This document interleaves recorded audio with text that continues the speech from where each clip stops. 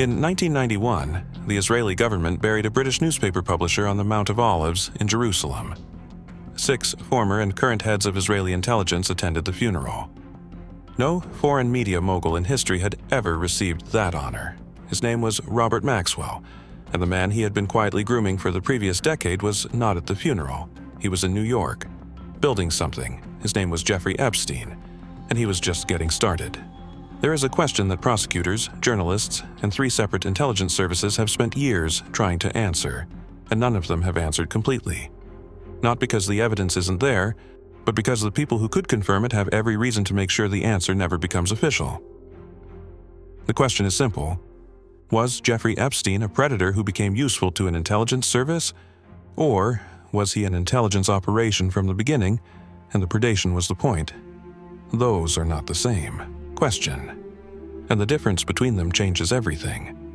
Maria Farmer was 26 years old when she took a job that she believed would change her life. It was 1996. She was a painter, talented enough to have studied at the New York Academy of Art, and she had been introduced through the kind of social chain that only functions among a certain class of New Yorkers to a man named Jeffrey Epstein. Epstein told her he supported artists. He told her he collected work. He told her he had connections to every major institution in the city, and that a young woman with her talent deserved to be seen by the right people. He was charming in the way that people who have practiced charm for a long time become charming, not flashy, not overwhelming, but attentive. He made you feel like the only person in the room. She accepted a position managing the art at one of his properties. She brought her younger sister with her. What happened to both of them at that property, what Epstein and Ghislaine Maxwell did, Maria Farmer would spend the next 23 years trying to get someone to investigate. She contacted the FBI in 1996. She contacted them again. She filed reports. She was told more than once, in language that was polite and final, that nothing could be done. She did not know why. She suspected. But suspicion is not the same as proof, and for years, the gap between what she knew had happened and what anyone with authority would acknowledge had happened was a gap that seemed impossible to close. What she did not know, what she could not have known, was that the reason no one was listening had nothing to do with the strength of her account. It had to do with who was listening. To understand what Jeffrey Epstein was building in the 1990s, you have to understand what he already was by the time most people had never heard his name. He had arrived in New York's financial world in the late 1970s through Bear Stearns, where he rose unusually fast for a man, without a college degree. His clients were not ordinary wealthy people. They were the kind of wealthy that exists above the level where money is discussed openly. Family offices, inherited fortunes, the financial infrastructure of old power. He was good with numbers, he was better with people, and he had developed, by his mid-30s, a reputation as someone who could be trusted with things that could not be said out loud. In 1982, he founded his own firm, J. Epstein and Company. He claimed to serve only clients with net worths above $1 billion. He produced no public records of fund performance. He had no visible institutional investors. Financial journalists, who later tried to reconstruct his business model, described it as essentially opaque, a structure that could theoretically exist as described, but that raised questions no one had answered. Where the money actually came from was a question that would take decades to partially answer. And the partial answer, when it came, did not come from an accountant. Robert Maxwell had been watching Epstein for years before their relationship became operational. Maxwell was not simply a media mogul. He was a man with one foot in the legitimate world of publishing and politics, and another foot in a world that did not appear in any public record. Israeli intelligence officials who have spoken on background to journalists at Haaretz and elsewhere have described Maxwell as a long-standing asset, someone who had been useful to the state in ways that ranged from intelligence gathering to influence operations to the management of certain relationships that required a civilian face. Maxwell understood what Epstein had. Not just the money, not just the access. The specific thing that Epstein had was something intelligence services spend years searching for and rarely find in its pure form: a genuine, unforced ability to make powerful men comfortable in compromising situations, to lower their defenses not through pressure or manipulation, but through an environment so carefully constructed that the subject never felt managed. The most dangerous trap is the one the target walks into believing it was their own idea. Maxwell introduced Epstein into circles that Epstein's financial career alone would not have opened: European aristocracy, political families, the kind of people whose decisions move policy, not just markets. And alongside those introductions came something else: a woman named Ghislaine, Maxwell's daughter, who would become the operational mechanism through which the access Epstein provided was converted into something more durable. Ghislaine Maxwell was not a passive participant. She was, by the accounts of multiple victims who would later testify, the recruiter, the organizer, the person who identified vulnerable young women, built relationships with them, normalized what was being asked of them, and delivered them into an environment that was being recorded. Whether she knew the full architecture of what she was participating in is a question her lawyers argued vigorously. Whether she cared is a question the jury answered.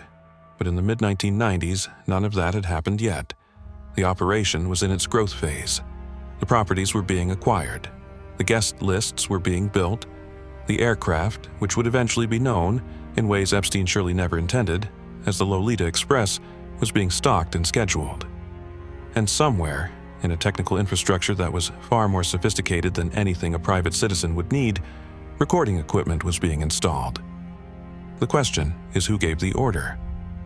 And the deeper question, the one that still does not have a confirmed answer, is whether the recordings were ever meant to serve one intelligence service, or whether from the beginning someone was building insurance against the people who thought they were running him. The first thing you need to understand about how a blackmail network actually functions is that the blackmail is almost never used. That is the part that sounds wrong until you think about it. The point of holding compromising material on a powerful person is not to threaten them with it. Threatening someone creates an enemy. It creates a person who has a reason to destroy you. The point of the material is simpler and more durable than that. The point is that the subject knows you have it, and that knowledge, that quiet, unspoken awareness, changes how they behave toward you without a single word ever being exchanged. It is not leverage in the way a crowbar is leverage. It is leverage in the way gravity is leverage. Constant, invisible, requiring no effort to maintain. By the late 1990s, Epstein had built a social infrastructure that operated on exactly this principle. His Manhattan townhouse, the largest private residence in New York City, a 9-story building on East 71st Street that had formerly been a prep school, was not simply a home. It was an environment. The art on the walls was chosen deliberately. The staff were trained to make guests feel that what happened inside those walls existed outside the normal rules of consequence. His private island in the U.S. Virgin Islands, Little St. James, operated the same way, but more completely. You had to choose to go there. You had to board a plane. You had to leave behind the infrastructure of your ordinary life. By the time you arrived, you had already made a series of decisions that could not be unmade. The men who came were not naive. Many of them were among the most sophisticated people in the world. They were heads of state, senior intelligence officials, financiers, scientists, academics, royalty. They were not tricked into being there. They were invited, they accepted. And the acceptance was the operation. What investigators would later struggle to reconstruct, and what the public record still does not fully explain, is the precise mechanism by which the material collected at Epstein's properties was handled afterward. The cameras were there. Multiple employees confirmed their existence. Visitors confirmed their existence. The technical specifications, described by people who had seen the installations, were not consumer grade. They were the kind of specifications you find in professional surveillance operations: wide angle, low light capable, positioned to capture faces along with everything else. The footage went somewhere. The working assumption for years was that it went to Israeli intelligence. That assumption was based on the Maxwell connection, on the testimony of Ben Menash, on the pattern of protection that Epstein had received, and on the nature of the operation itself, which bore structural similarities to operations that intelligence historians had documented elsewhere. That assumption is probably partially correct. The word partially is doing significant work in that sentence, because somewhere around 2002, and this is the fracture that changes the shape of the story, something in the operational relationship appears to have shifted. The shift is not documented in any single source. It is reconstructed from a pattern of behavior, from financial decisions that don't fit the profile of a man who believes he is protected, from travel routes that suggest evasion rather than confidence. From the testimony of people who were close to Epstein during this period and who described a man who had begun to behave less like someone operating under institutional cover and more like someone who was managing a private enterprise that had outgrown its original purpose. He was not just collecting material for a handler anymore, he was collecting it for himself. There is a woman in this story whose name has not appeared enough in the public accounting. Her name is not important for the purposes of what she represents, which is a category rather than an individual, a person who was brought into the network not as a victim and not as an operative, but as someone in between, someone who understood enough of what was happening to be useful and not enough to be dangerous. She worked in a logistics capacity for one of Epstein's properties for approximately 3 years in the early 2000s. In a deposition taken as part of civil litigation that was subsequently sealed, she described a specific conversation she had overheard between Epstein and an unidentified male visitor.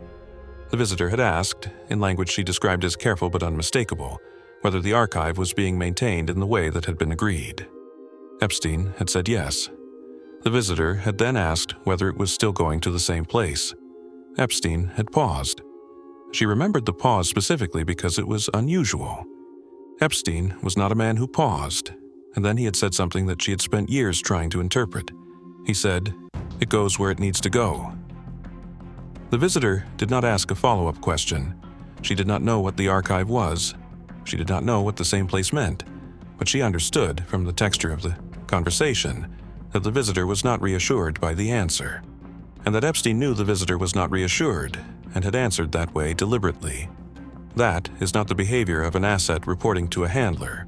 That is the behavior of someone who has decided that the handler's access to the material is now conditional on the handler's continued usefulness to him. The operation had inverted, and the people who believed they were running Epstein were beginning to understand that something had changed, without being able to say so openly, because saying so openly would require acknowledging the operation existed. Inside any long-running intelligence operation, there are conversations that never make it into any official record. They happen in secure rooms, or on walks, or in the kind of restaurants where the background noise is sufficient and the clientele is discreet. They are conversations about whether an asset has become a liability, about whether the cost of continuing outweighs the cost of terminating, about what termination, in a given case, would actually mean. Those conversations, by multiple accounts from people connected to Israeli intelligence during this period, were happening about Epstein by the mid-2000s, not because he had been exposed. The 2005 Palm Beach investigation had been contained, at considerable cost, and with the application of pressure that reached into the federal prosecutorial structure in ways that are still not fully mapped. Epstein had served his minimal sentence. He had registered as a sex offender. The machinery had bent around him and allowed him to continue. But the containment had cost something. It had required the activation of relationships and the expenditure of influence that could not be replenished easily. And more importantly, it had demonstrated something that made serious people in serious rooms deeply uncomfortable. Epstein had survived not because his handlers had protected him. He had survived because he had protected himself. The immunity agreement that Alexander Acosta signed, the one that granted protection not just to Epstein but to unnamed co-conspirators, was Epstein's insurance policy made legal. He had converted the archive into a structural guarantee. If he went down, the document implied, others would follow. And the others had enough to lose that they had ensured he did not go down. His handlers had intended to be the ones holding that insurance. They were not the ones holding it anymore. The abort discussion, when it happened, was not about whether to stop the operation. The operation, in its original form, had already stopped being an operation in any controllable sense. It had become something that existed for its own perpetuation. The discussion was about something more fundamental, whether the relationship between Epstein and the institutional interests that had originally cultivated him could be restored to something manageable. The conclusion, from what can be reconstructed, was that it could not. Epstein knew too much about the operation's origins. He had material on people who had material on the operation. The layers of mutual exposure had compounded over 2 decades until there was no clean line to cut. And somewhere in that calculation was a variable that no one had adequately planned for at the beginning, when Robert Maxwell had identified a young man with a particular talent and decided he could be useful. The variable was this: what do you do with an asset who has become more valuable to himself than he is to you? The answer in intelligence work is rarely clean. And in 2019, when Epstein was arrested for the second time, The people asking that question had run out of time to find a better one. What they decided, or what someone decided, is still officially unknown. The arrest on July 6, 2019 was not supposed to happen the way it happened. That is not speculation. It is the conclusion of people who understood how Epstein's protection had functioned for the previous 15 years, and who recognized immediately that something in the architecture had failed. Not collapsed dramatically, failed quietly, the way a load-bearing wall develops a crack that no one notices until the ceiling moves. Epstein had been in Paris. He had spent several weeks there, in a pattern of travel that his staff described as unusual even by his standards. He was moving frequently, changing locations without the kind of advance scheduling that normally governed his movements. The people around him, assistants, household staff, the rotating cast of associates who managed the logistics of his life, later described a man who seemed, during those weeks, to be waiting for something to resolve. He boarded his private jet on July 6th. He landed at Teterboro Airport in New Jersey. Federal agents were waiting on the tarmac. The first incorrect assumption was Epstein's own. He believed, based on everything that had happened in 2008, that the activation of certain relationships would produce the same result it had produced before. That phone calls would be made, that the charges would be managed, that the Southern District of New York, like the Southern District of Florida before it, would find a way to make the case disappear into something survivable. He was wrong about the Southern District of New York. The prosecutors there had been specifically chosen, in part, because they were not the prosecutors who had handled 2008. The case had been rebuilt from source documents, from victim testimony, from financial records. It had been constructed to survive the kind of pressure that had dismantled the earlier case, but Epstein did not know that yet, not fully. And so, in the first days after his arrest, while he was being held at the Metropolitan Correctional Center, he was not yet in the posture of a man who believed he was going to die there. He was in the posture of a man who believed the machinery would move, as it had always moved, and produce an outcome that allowed him to continue. The false start came in the form of a bail application.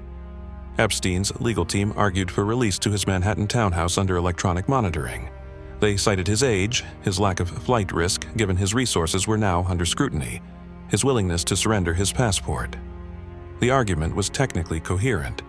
It was also, to anyone who understood what Epstein represented to the people who needed him to remain silent, a test.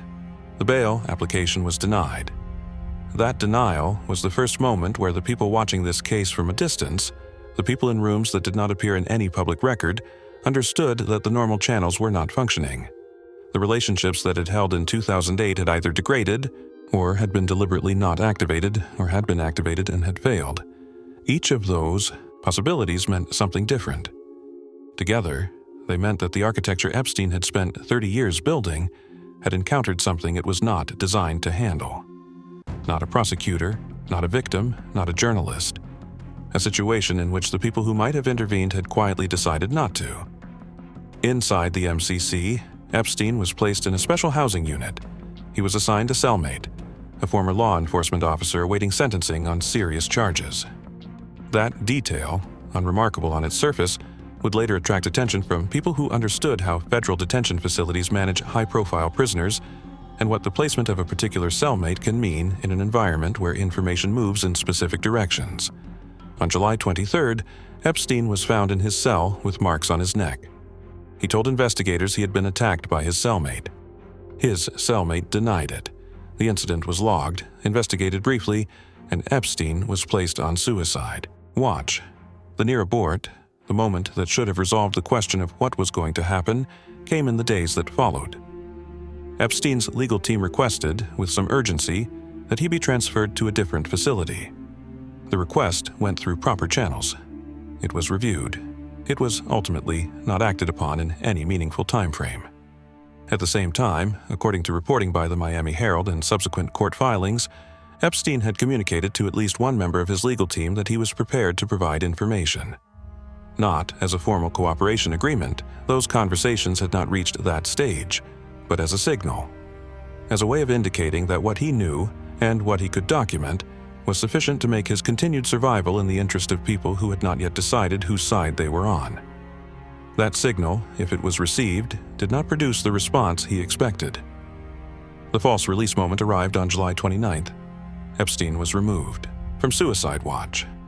The official justification was that he had been evaluated by a psychological team and assessed as no longer at acute risk. He was returned to the special housing unit. His cellmate had been transferred out. He was, for a period, alone in the cell. The 2 guards assigned to conduct welfare checks on him every 30 minutes were both, by their own later admission, asleep. The cameras outside his cell had, the Bureau of Prisons stated, malfunctioned and failed to record during the relevant period. The determination that followed, that Jeffrey Epstein had hanged himself using a bedsheet tied to the upper bunk of his cell, using a kneeling position that forensic pathologists would later contest as mechanically improbable given his height and the dimensions of the bunk, was made official within hours. What the people who had been watching this case expected was not what happened in those final hours. The expectation, held by prosecutors, by victim advocates, by journalists who had spent years on the story, was that Epstein would eventually calculate that cooperation was his best option, that the archive, or the threat of the archive, would be converted into a formal negotiation, that names would surface in a controlled process, with legal architecture around them, in a way that would be uncomfortable for many people but that would at least produce accountability. The assumption was that Epstein wanted to live more than he wanted to protect the people the archive protected.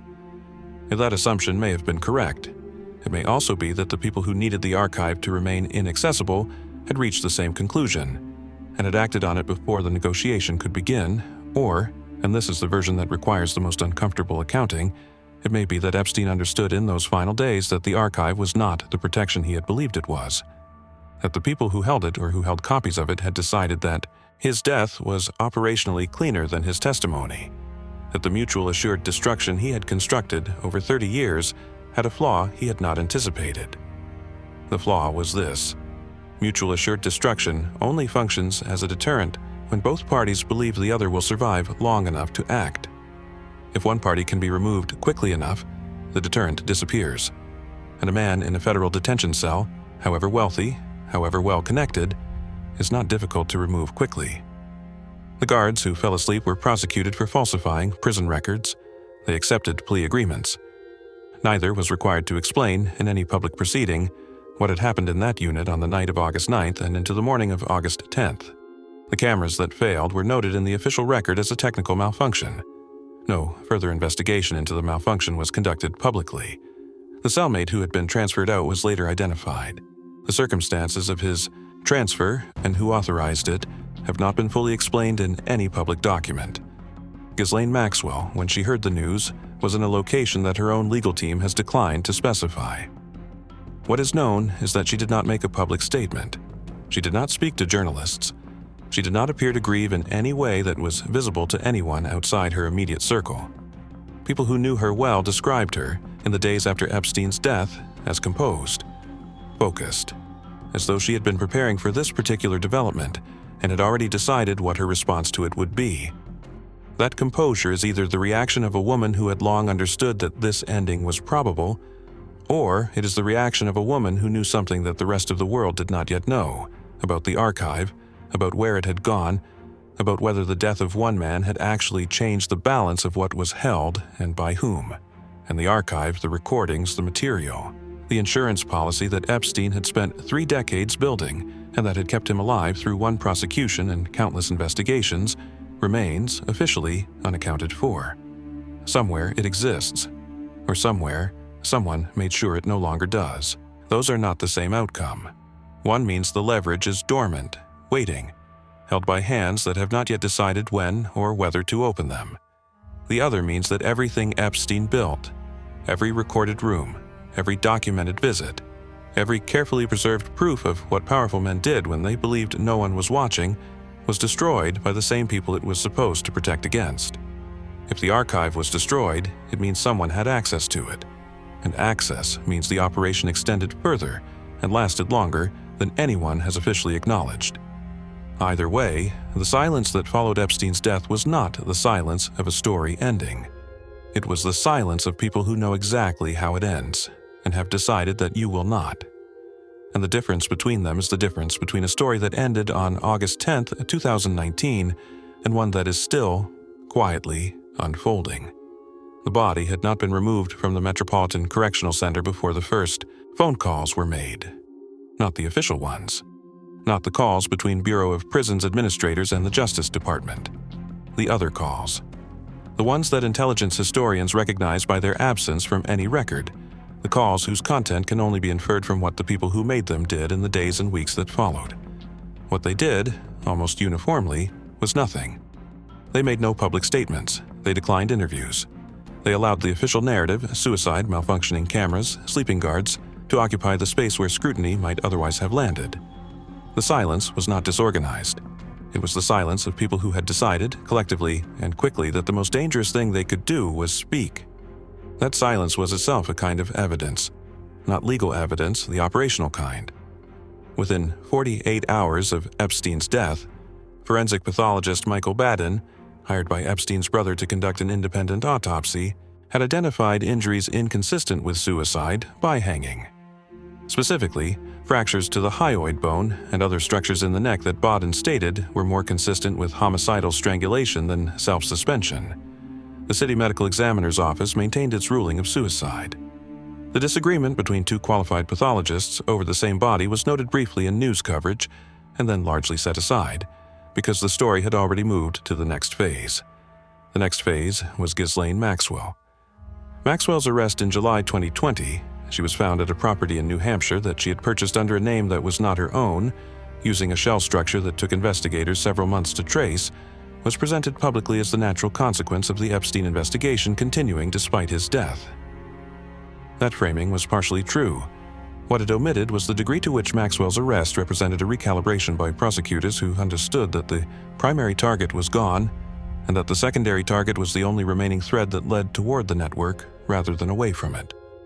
Maxwell knew the operational structure in ways that Epstein's other associates did not. She had recruited. She had managed. She had been present in rooms and on aircraft and at properties during events that had been recorded. She also, critically, had her own archive. Not necessarily the same archive, but her own record of who had been where and when and with whom. Her legal team's strategy across the 18 months between her arrest and her conviction was not primarily to contest the facts.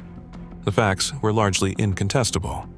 The strategy was to narrow the frame, to keep the proceedings focused on the trafficking charges and away from the intelligence dimensions, to prevent the trial from becoming a public accounting of who had been protected and by whom and for how long. In that narrower objective, they were largely successful. The trial produced convictions. It did not produce a map. The unsealing of documents from the Giuffre civil case, which began in earnest in January 2024, produced names. Some of those names were significant. A former prime minister, a former senator, a royal, a series of academics and financiers whose presence in the logs confirmed what investigators had suspected but could not previously state publicly. What the unsealing did not produce was the mechanism. The how, the chain of custody for the recorded material, the identity of whoever had received it, stored it, and presumably continued to hold it. That gap is not accidental. In intelligence terms, the gap is the operation. The names in the flight logs are the visible surface. The recorded material is the infrastructure beneath it. And the infrastructure, by design, does not appear in court documents or journalistic investigations. It appears in the behavior of powerful people over time, in votes that seem inconsistent with stated positions, in policy decisions that benefit specific foreign interests without obvious domestic rationale, in the sudden reversal of positions that had seemed firm. You cannot point to a recording and say, this is why that senator changed their vote. You can only note that the vote changed, and that the senator had been to the island, and that the recording exists somewhere, and that these three facts may be related in ways that can never be officially confirmed. That unconfirmability is the long-term consequence that matters most. Every person whose name appears in the Epstein records now operates under a permanent cloud that is neither accusation nor exoneration. The cloud does not require a verdict. It requires only the knowledge, shared by the subject, by investigators, by foreign intelligence services, and by whoever holds the archive, that the material exists. The deterrent function that Epstein built does not end with his death. It continues passively in the hands of whoever inherited the collection. Those hands have not been identified. The strategic damage to Mossad, if the operation was Mossad's in the way that Ben Menashe and others have described, is of a specific kind that intelligence services find particularly difficult to manage. It is not the damage of exposure. Mossad has survived exposure before. It is the damage of an asset who became autonomous, of an operation that was designed to produce leverage over foreign officials and instead produced a situation in which the operation itself became leverage over the service. The people who might have made decisions about Epstein in his final days, wherever those decisions were made, were constrained by the same material they had originally sought to collect. The archive that was supposed to serve Israeli national interests had become a threat to everyone who had been involved in building it. Terminating Epstein solved one problem. It created several others. The material still existed. The people who had been recorded still had reason to act in self-protective ways, and the termination itself, if that is what it was, created a new category of exposure for whoever had authorized it. Clean operations do not end this way. Operations that end this way were never clean. Maria Farmer, who had filed a police report in 1996 and been ignored, testified publicly in 2019. She had spent 23 years being told that what she knew could not be acted upon, that the evidence was insufficient, that the case was complicated. She later said in an interview that she had eventually understood the problem was not the evidence. The problem was that the evidence implicated people whose continued freedom was considered by someone to be more important than her account. She was right about that. The confirmation came too late to change what had happened to her or her sister. Virginia Giuffre, whose civil suit produced the document unsealing that began in 2024, reached a settlement with Prince Andrew. That was financial, and that required no admission of wrongdoing. She later withdrew a separate suit against Alan Dershowitz. The legal proceedings that were supposed to produce accountability produced settlements, seals, and carefully negotiated silences instead. The women who had been trafficked through the network received, in most cases, compensation from a victims' fund established from Epstein's estate. The fund was real. It was also a mechanism for resolving claims in a way that did not require public testimony about the network's full scope. Money, in this context, functions the same way the original blackmail did. It changes behavior without requiring anyone to say out loud what it is for. Ghislaine Maxwell is serving her sentence at FCY Tallahassee. She has given interviews. She has expressed in those interviews a remarkable serenity, a quality that people who have known her describe as inconsistent with her situation unless she believes that the situation is temporary, or that the things she knows remain sufficiently valuable to someone that her circumstances will eventually improve. Whether that belief is justified is unknown. Whether it is entirely delusional is also unknown.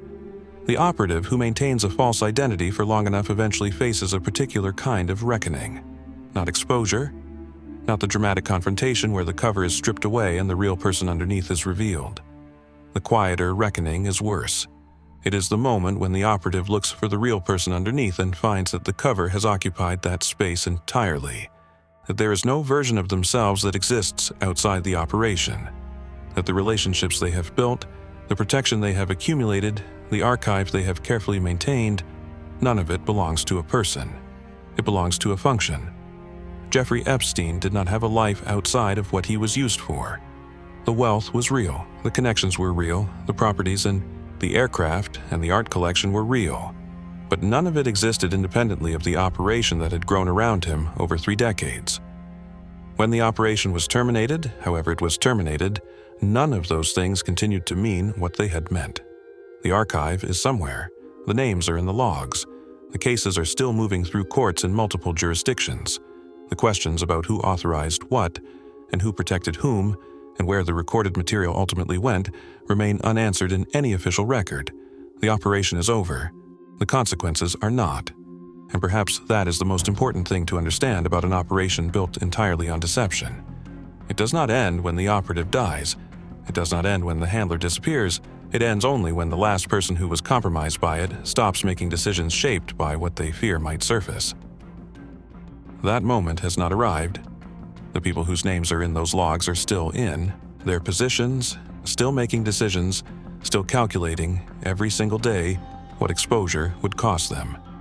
The operation is over, but the operation is still working, silently, automatically, the way a trap continues to function long after the person who built it is gone.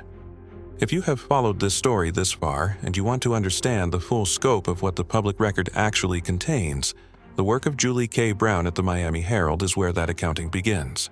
Not because it answers all the questions, because it is the most honest documentation of how many questions remain open, and why the people who could answer them have chosen not to.